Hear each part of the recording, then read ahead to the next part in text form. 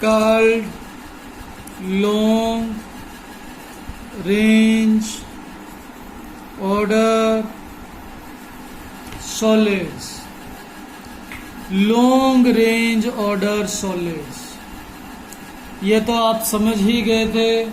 Last वाला जो हम शीट अगर हम आपको वापस दिखाएं तो क्रिस्टलाइन सॉलिड्स में पार्टिकल का पोजीशन कैसे था, बिल्कुल एक पर्टिकुलर अरेंजमेंट था ना, और पूरे में एक फिक्स ऑर्डर था। चाहे हम लेफ्ट टू राइट देखें या टॉप टू बॉटम देखें, पूरे में ऑर्डर जो है वो एक फिक्स रहेगा। इसलिए इसको कहते हैं लॉन्ग रेंज ऑर्डर, पूरा दूर तक भी ऑर्डर रहेगा, है ना। अमोर्फस में अगर हम पोजीशन देखें तो अमोर्फस में क्या है, कुछ पार्टिकल तो क्लोजली पैक्ड है, कुछ पार्टिकल तो दूर पैक्ड है। तो इसका मतलब है कि उसमें तो कोई एक पर्टिकुलर अरेंजमेंट फिक्स नहीं है, दूर तक फिक्स नहीं है। आपको याद है मैंने आपको क्या एग्जांपल दिया था, अमोर्फस सॉलिड जब हमने शुरू किया तो हाँ क्या कहा था हमने आपको कि आपके पास डिफरेंट कलर की बॉल्स है। कौन कौन से 2-3 कलर गिनवाए थे मैंने, कि कुछ बॉल्स है रेड, कुछ बॉल्स है ग्रीन, कुछ बॉल्स है येलो, है ना। और हम उन सबको इकट्ठा करके क्या करते हैं कि एक बैग में डाल देते हैं। If we put all these red green and yellow balls mixed with each other and put all these in a bag, then when we will open this bag what we will find। तो बच्चों आप देखेंगे उसमें कि particular कोई fix order तो आपको नहीं मिलेगा कि यहाँ एक रेड, फिर एक येलो, फिर एक ग्रीन, फिर रेड, फिर येलो, फिर ग्रीन, ऐसा तो नहीं मिलेगा ना। पर फिर भी अगर आप उसको माइन्यूटली ऑब्जर्व करेंगे then you will find that you will get some 3 or 4 yellow balls together, you will find some 5 or 6 green balls together, maybe you will find some 2, 3, 4 red balls together। तो that means पूरे में तो order कोई बना नहीं, पर अगर हम थोड़ा थोड़ा पोर्शन देखें तो यहाँ तो थोड़ा थोड़ा क्या है कि 4 बॉल्स रेड वाली तो क्लोज में है ना, तो इसका मतलब है कि यहाँ कुछ टाइम के लिए कुछ जगह में तो ऑर्डर बना, यहाँ तो ऑर्डर है। इसके साथ में उधर देखें नहीं बन रहा है मैच, पर उनका आपस में देखें तो थोड़ा 3-4 येलो बॉल्स तो क्लोज में है, तो वहां तो ऑर्डर है। तो that is by amorphous solids are called short range order solids. बात समझ में आई क्या, मतलब पूरा सॉलिड में पैटर्न नहीं है पर थोड़ा थोड़ा जगह पे तो है, that is by they are called short range order solids.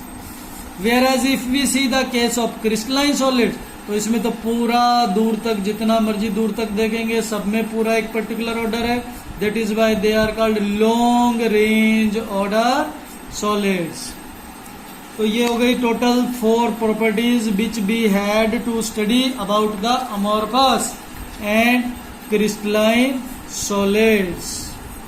यहां तक समझ में आया तो आगे चलें, जल्दी से बताओ। Yes, now we have to study further crystalline solids। पूरा चैप्टर में अब हमें आगे क्या स्टडी करना है, क्रिस्टलाइन सॉलिड्स। आगे हमें अमोर्फस सॉलिड तो अब स्टडी नहीं करना। क्यों नहीं करना अमोर्फस सॉलिड को स्टडी, बिकॉज उसमें कोई रेगुलर ऑर्डर ही नहीं है, तो स्टडी क्या करेंगे। स्टडी तो उस चीज को किया जाता है ना जहां कोई एक पर्टिकुलर ऑर्डर होगा। तो we have studied that there is a particular regular pattern of particles in the crystalline solids. So in this whole chapter now we will further study only about the crystalline solids which are of 4 types. How many types? 4 types. Number 1 ionic solids, number 2 covalent solids, number 3 molecular solids, and number 4 metallic solids। तो बच्चों crystalline solids are of 4 types. कौन कौन सा? Ionic solids, covalent solids, molecular solids and metallic solids. अब इसमें क्या हमें study करना है? सबसे पहले तो हमें इसमें स्टडी करना है bonding. What type of bonding is present in ionic solids? तो नाम से ही क्लियर है, सॉलिड का नाम है आयनिक सॉलिड, तो वी कैन अंडरस्टैंड कि इनमें कौन सा बॉन्ड होगा, बताओ। Now same you can understand the second case also, covalent solids है तो obviously there will be covalent bonding between these metallic solids, molecular solids. The intermolecular forces are van der Waal. Intermolecular forces कौन सी? van der Waals intermolecular forces. And last में भी नाम से ही clear है, metallic solids है तो there will be metallic forces. तो सबसे पहले तो हमें टाइप ऑफ बॉन्डिंग इनका पता होना चाहिए। नेक्स्ट प्रॉपर्टी इनका हमें क्या पता होना चाहिए कि इसमें टाइप ऑफ पार्टिकल्स क्या है, कौन से पार्टिकल्स है। नाम से तो आयनिक बॉन्ड, आयनिक सॉलिड का क्लियर हो ही जाएगा। आयनिक सॉलिड है तो डेफिनेटली उनमें क्या पार्टिकल होंगे, उनमें कौन सा साल्ट है ये? Sodium chloride, well known example of ionic solid. वैसे तो जितने भी साल्ट है वो सब आयनिक सॉलिड के एग्जाम्पल है, कॉपर सल्फेट, फेरस सल्फेट वगैरह वगैरह, but we should definitely know about sodium chloride which is a called common salt. Why called common salt? क्योंकि हम इसको सबसे ज्यादा यूज करते हैं अपना लाइफ में, सबसे कॉमन है ये हमारी लाइफ में, है ना। कोवलेंट सॉलिड्स, कोवलेंट सॉलिड्स में पार्टिकल्स क्या होंगे? कोवलेंट सॉलिड्स में पार्टिकल होंगे एटम्स। और सबसे इम्पोर्टेंट एग्जाम्पल है जो आपने क्लास 10 में भी पढ़ा होगा इसका, डायमंड। पढ़ा था कि नहीं? तो डायमंड का स्ट्रक्चर भी पढ़े होंगे। डायमंड का स्ट्रक्चर में हमने पढ़ा था each carbon is linked with how many carbon atoms? 4 carbon atoms. तो वहां हमने पढ़ ही लिया था कि कौन किससे अटैच है। Each carbon atom is linked with 4 other carbon atoms. तो हम वहां समझ ही गए थे कि कोवलेंट कंपाउंड में किस चीज का बना है? एटम्स का बना है ना। मेन पार्टिकल उसमें क्या है? एटम्स।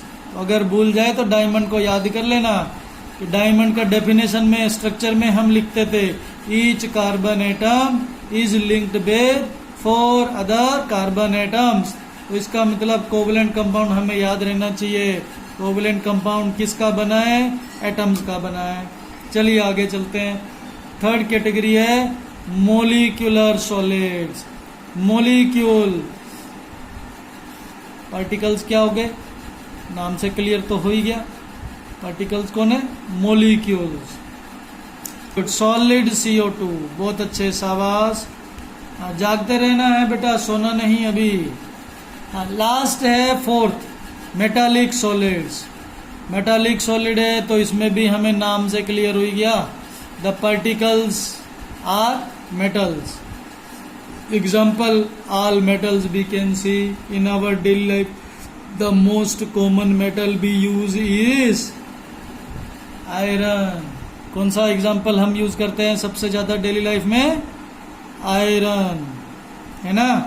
तो these are the 4 types of crystalline solids we have to study in our solid state chapter. Then next we have to study about the space lattice. अब हमें स्टडी करना है, क्या स्टडी करना है? Space lattice. टू स्टडी किसको कहते हैं? Space lattice. द 3 डाइमेंशनल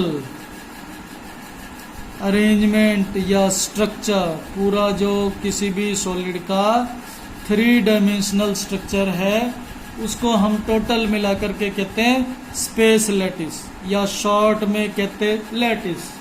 क्या कहते हैं? लैटिस। 11th क्लास में आपने थर्मोडायनेमिक्स चैप्टर में लैटिस के नाम से कुछ क्या पढ़ा था? लैटिस एनर्जी पढ़ा था, लैटिस एंथैल्पी पढ़ा था ना।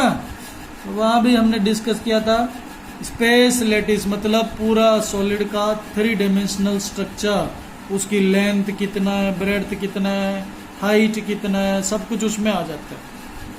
अब स्पेस लैटिस का सबसे छोटा पार्ट अगर हम गिने तो that is called a unit cell. क्या कहते हैं? Unit cell. यूनिट सेल की डेफिनेशन भी की होगी आपने, द स्मॉलेस्ट। क्या डेफिनेशन है यूनिट सेल की? The smallest portion of a crystal lattice, the smallest portion of a crystal lattice which when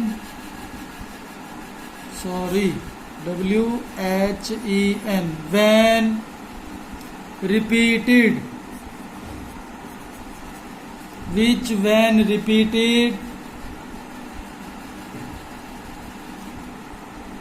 in different directions, which when repeated in different directions generates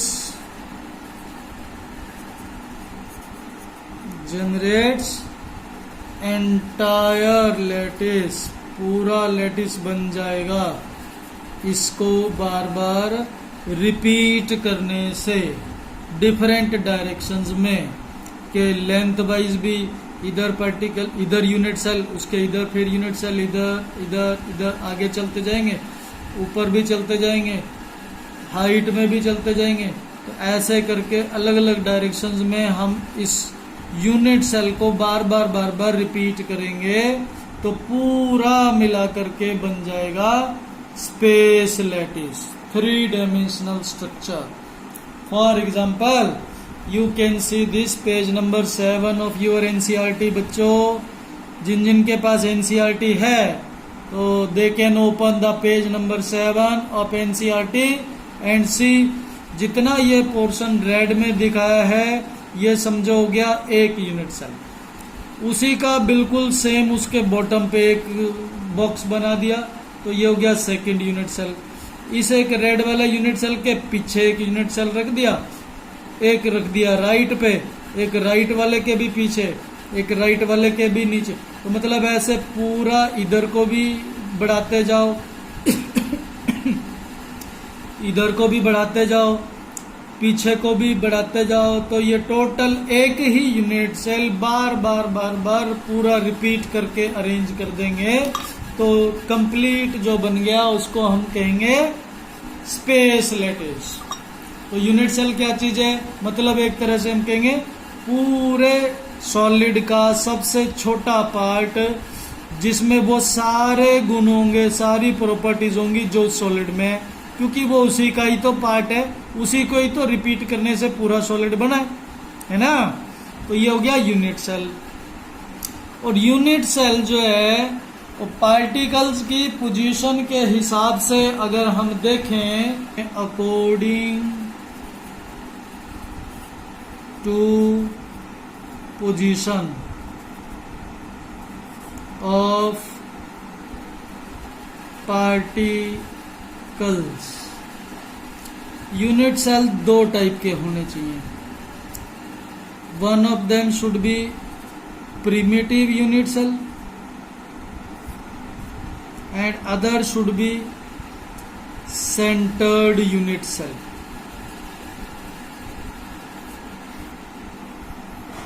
Number 1 primitive unit cell, number 2 centered unit cell.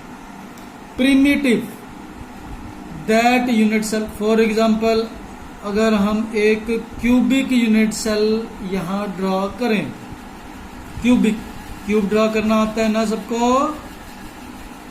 ऐसे दो square हम बनाते हैं और वो दोनों के चारों कॉर्नर्स ज्वाइन कर देते हैं, ये शेप बन गया क्यूब। अब if the particles are present only at the corners, कहाँ पे पार्टिकल्स है? Only at the